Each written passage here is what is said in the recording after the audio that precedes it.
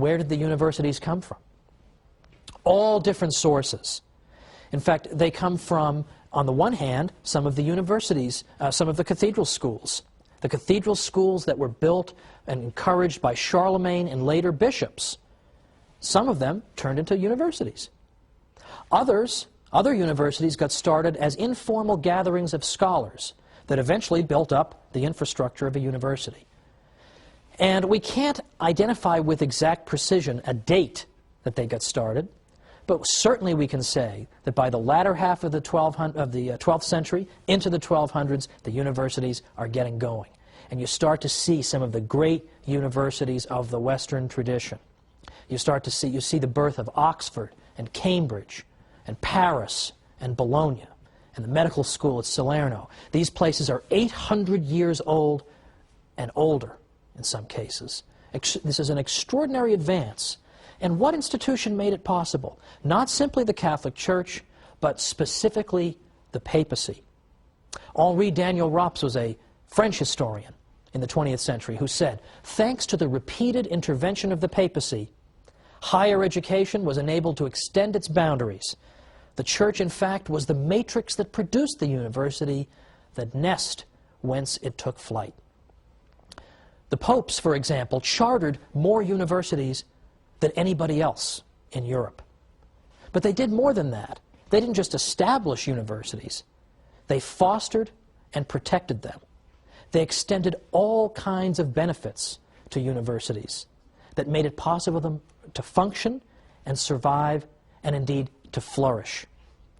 Sometimes, I'll just say this before we go to our break, we who live in a university town, I live in a university town, I'm not going to tell you, I don't want to hurt any feelings, but we sometimes love the money the students bring to the town, but we can't stand the students because they're so rowdy and noisy.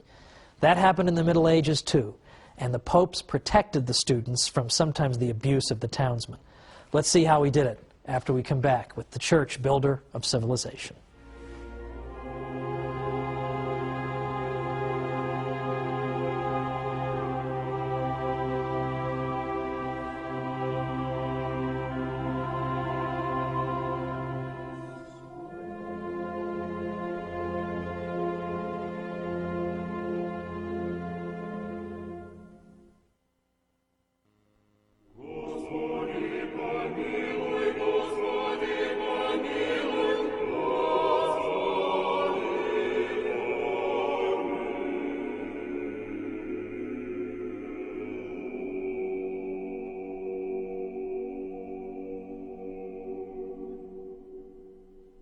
Welcome back to the Catholic Church, builder of civilization. I'm Thomas Woods.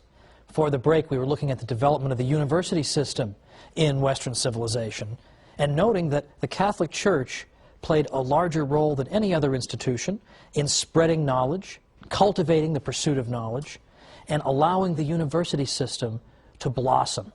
There was no institution that did more, and the papacy in particular consistently intervened. Now, right away, as early as the 1200s, as the universities are forming, we already see the characteristics of modern universities. They were not absolutely identical to our modern universities, but we see important similarities. For instance, that we had the same distinction between graduate and undergraduate education that we have now. We had the idea that you go and you pursue a fixed course of study, upon the completion of which you receive a degree. All these things were features of the medieval university. Now, in the ancient world, they had schools, of course, they had academies, but they didn't have quite these features that I've described. And typically, if you belonged to an ancient academy, it meant that you belonged to the school of thought that dominated that academy. Whereas in the medieval university, there was no reigning school of thought. Instead, you had vigorous debate back and forth on a variety of subjects. But just before we went to the break, I specifically pointed to the role of the popes. How did the popes help to foster the universities, apart from chartering more universities than anybody? The popes also extended the benefit of clergy to students. Benefit of clergy is a privilege that was extended typically, of course, to clergymen, which said that if you were to harm a clergyman, it would be considered an especially heinous offense. Also, benefit of clergy meant that if you were a clergyman, you could have your case heard in a church court rather than a local secular court. Well, this benefit was extended to the students at universities because, as I suggested at the break, sometimes the local townspeople didn't really like the students, just the way they are today. A lot of people today look at the university students and they say, I like the fact that they've brought mom and dad's money to my town and they're ready to spend it on all kinds of ridiculous nonsense. However, I don't like the fact that they keep knocking over my mailbox. I mean, why would you get pleasure out of knocking over my mailbox? This sort of thing. People love the money and they hate the students. That's exactly how they felt in the Middle Ages.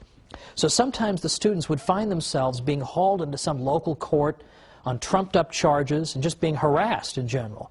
The Pope prevented that from happening and allowed the life of the university to flourish by extending benefit of clergy to the students. Any time there was any need to intervene in the university system, if there was some kind of problem, people knew you appeal to the Pope and he will resolve it. In fact, on numerous occasions, the Pope had to intervene to ensure that the professors' salaries were being paid. Now think of how pro-Catholic European universities would be today if Pope Benedict could do that, if he could intervene and get them a raise or something. Well, anyway, those days are gone. However, it is important to recognize that among the universities that were chartered by the Pope, there was something called, in Latin, and I'm using the church pronunciation, ius ubique docendi, which literally means the right of teaching everywhere.